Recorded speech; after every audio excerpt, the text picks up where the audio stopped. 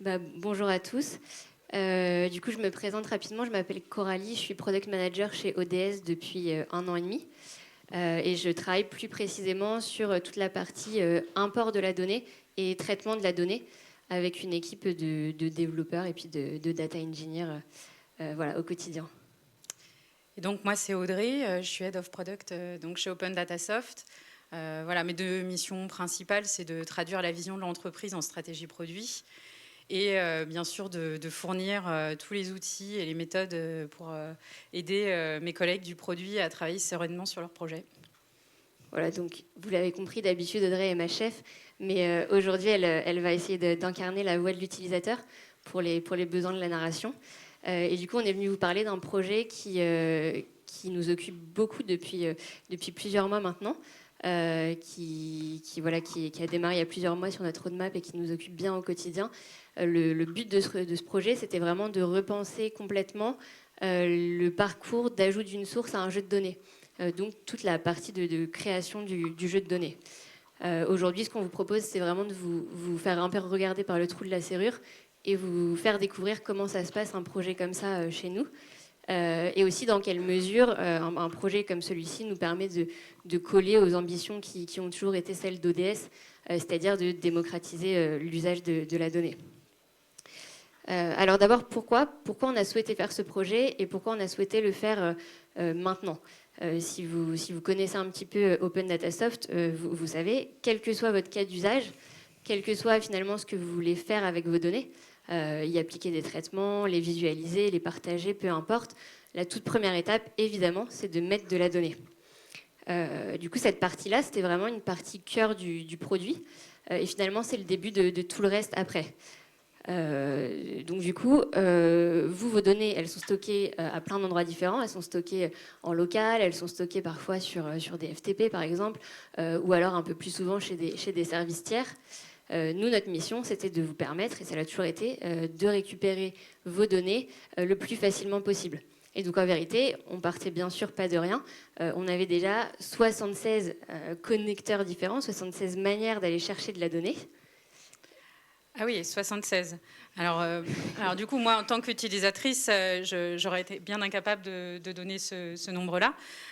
Surtout que, alors, pour mes usages personnels, nous, dans notre organisation, on utilise beaucoup de fichiers Excel, évidemment qu'on stocke sur notre SharePoint.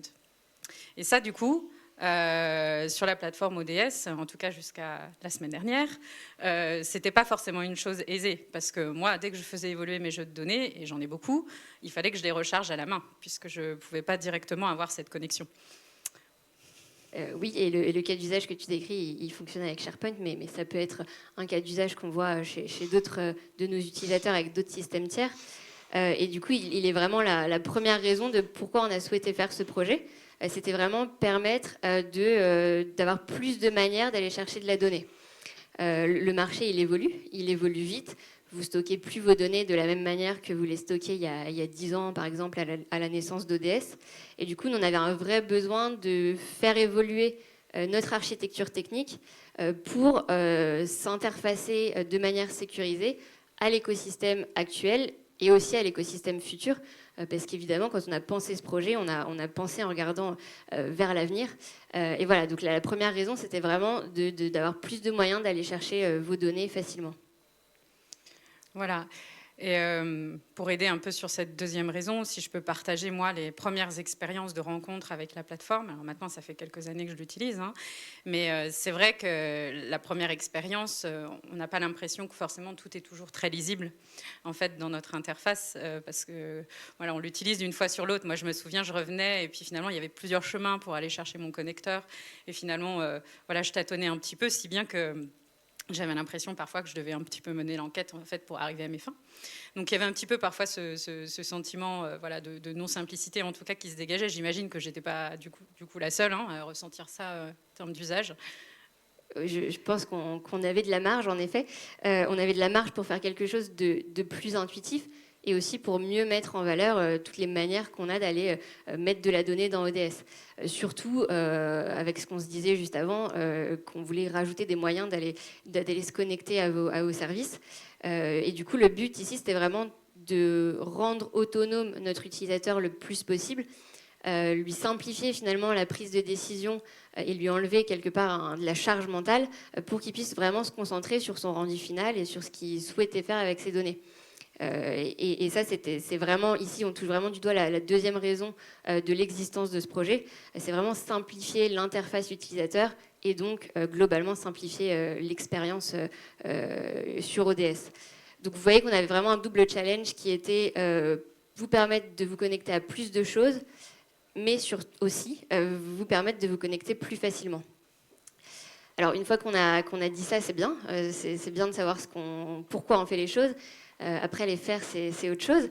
Et du coup, on va vous expliquer un peu comment ça se traduit en interne chez nous, comment on avance sur un projet comme ça et quelles méthodes on suit. La toute première chose, c'est que OpenDataSoft, ça a toujours été une entreprise centrée sur ses utilisateurs. On a une relation privilégiée avec chacun d'entre eux et c'est quelque chose dont on est très fier en interne. Et du coup, tout naturellement, quand on pense à une nouvelle fonctionnalité, la première chose qu'on fait, c'est vraiment d'aller parler aux utilisateurs. Donc on va faire des interviews avec des clients. L'idée, c'est vraiment de comprendre leur quotidien sur ODS et puis leur quotidien dans leur organisation et de pouvoir identifier éventuellement des points de friction. Donc on a fait ça. On a aussi beaucoup écouté mes chers collègues du service client qui sont en interne des fervents représentants des utilisateurs et qui, à ce titre-là, ont beaucoup de choses à nous partager. Et puis, et ça vous étonnera pas beaucoup, mais on s'est appuyé sur de la donnée. On a regardé nos données d'usage, on a regardé comment était utilisée cette partie-là du produit et par exemple, quels connecteurs étaient les plus utilisés, etc. Tout ça, mis ensemble, nous permet de vraiment définir le contour du projet et débaucher une première version. Première version qu'ensuite on présente à des bêta-testeurs.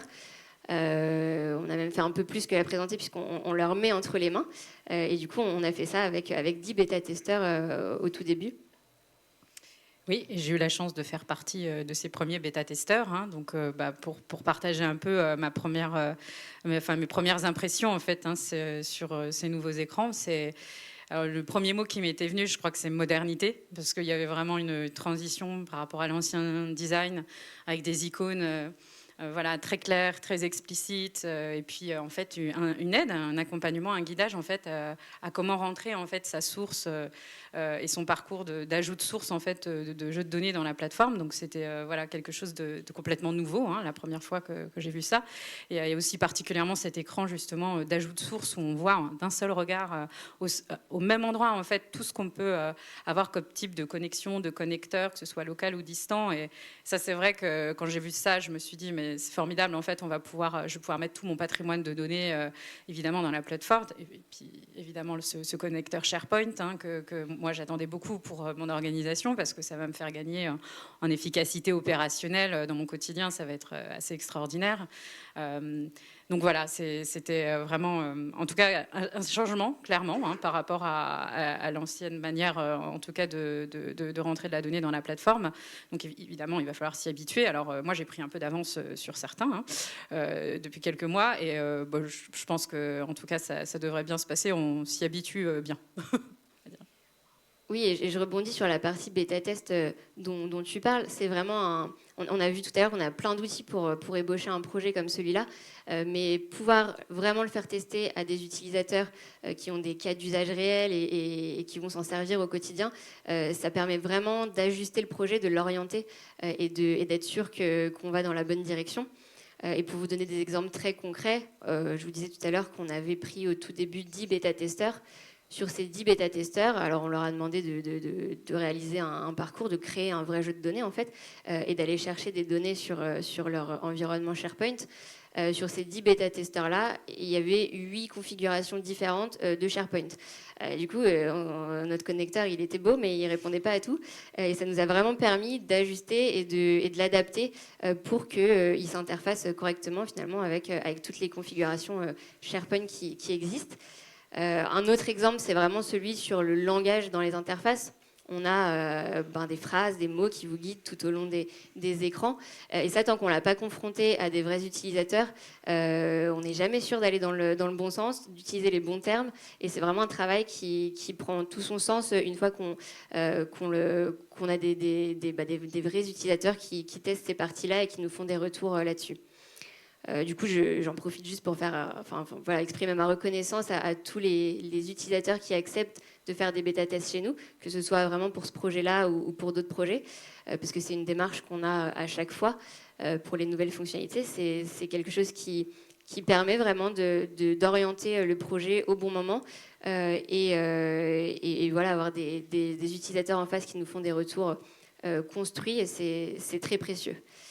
Voilà, et juste, Audrey, je rebondis sur ce que tu disais sur la conduite du changement. Finalement, on a vraiment conscience que c'est quand même un changement de paradigme assez fort sur le cœur du produit ODS, en tout cas le passage obligé, parce que voilà, vous mettez forcément des données dans la plateforme, et du coup, on fait tout ce qu'on peut, on met tout en œuvre pour accompagner au mieux les utilisateurs, que ce soit sur la documentation, sur les cours en ligne sur Académie, là, pour vous faire tester des parcours, et puis aussi évidemment au support, au service client, comme d'habitude.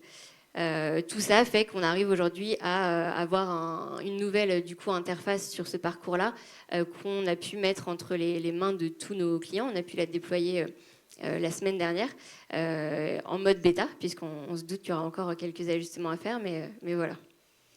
Alors du coup, justement, Coralie, mais c'est quoi la suite? Qu'est-ce que ça va changer dans mon quotidien d'utilisatrice? Oui, grande question. À quoi ça aboutit tout ça finalement?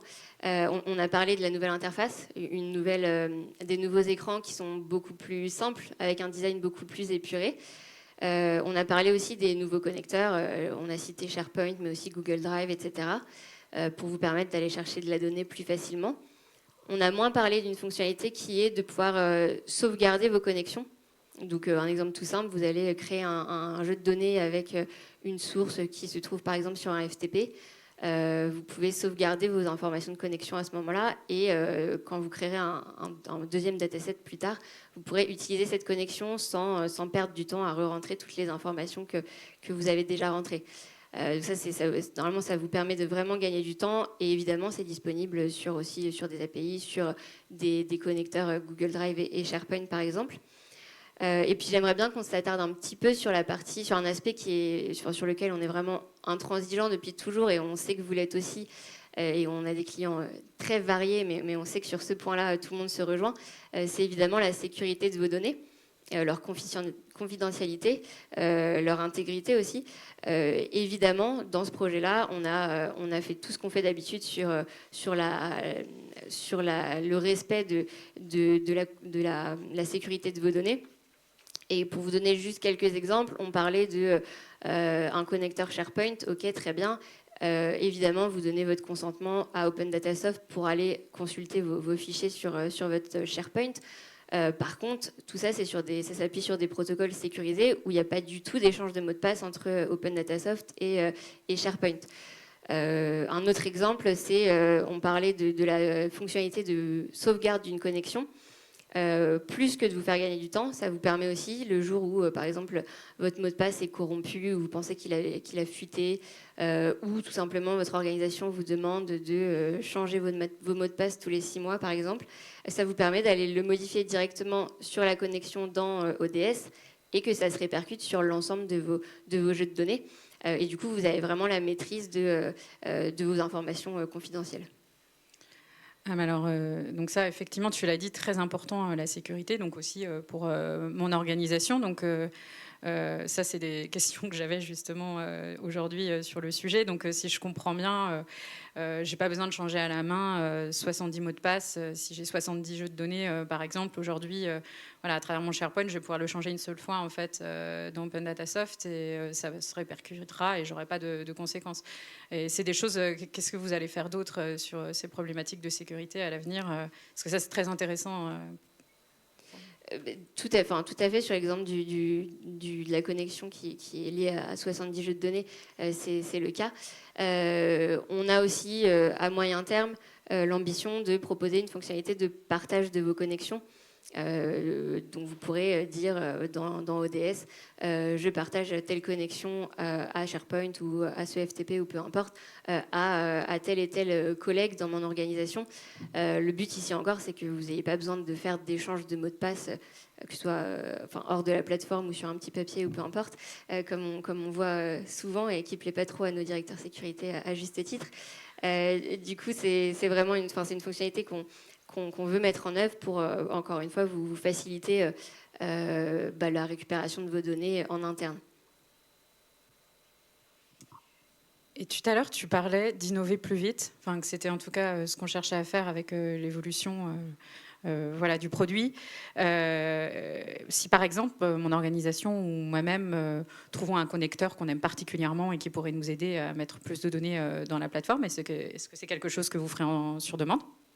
Alors, on ne fera pas de connecteur sur demande. Par contre, on étudiera toutes les demandes de connecteurs. Petite nuance. Évidemment que si ça a du sens dans le produit et dans notre stratégie produit, si ça a du sens pour toute une frange de nos utilisateurs, on aura envie de développer en natif des nouveaux connecteurs. On a fait, dans le cadre de ce projet, un choix de techno et d'architecture technique qui nous permet de se dire qu'on va pouvoir innover plus vite par la suite et développer des nouveaux connecteurs de manière plus rapide et de vous mettre à disposition des nouvelles manières de vous connecter au fil des mois qui arrivent. Le but, c'est vraiment de continuer à vous permettre de récupérer de la donnée de manière fluide, de manière rapide, de manière facile aussi, que ce ne soit pas une charge pour vous, et en se connectant à des systèmes qui sont finalement toujours plus complexes, parce que maintenant, dans les organisations, il y a des data warehouses, des data lakes, des choses dans lesquelles vous stockez vos données et où vous auriez envie qu'ODS puisse se connecter. Donc juste pour vous donner deux, trois petites infos produits très très chaudes. En ce moment, on travaille sur des connecteurs, par exemple Amazon S3 ou Snowflake. Je sais que ça intéresse certains de nos clients. Et le but, vraiment pour conclure, c'est vraiment de s'intégrer le plus facilement possible dans vos organisations pour vous mettre à disposition un outil qui soit agréable et qui vous permette vraiment de récupérer vos données là où elles sont sans vous poser de questions finalement, quoi. Voilà, je ne sais pas si Audrey, tu as d'autres questions ? Je pense que j'ai assez parlé, qu'il y a d'autres utilisateurs, probablement dans cette salle, donc on va laisser le temps aux questions, s'il y en a. Pas de questions ? On aurait tout dit. Sinon, c'est moi qui en pose. Donc... Oui, s'il vous plaît. Ne soyez pas timide.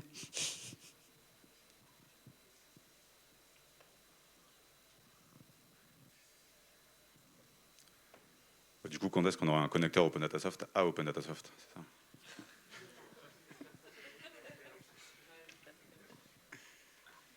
On en a déjà en vrai.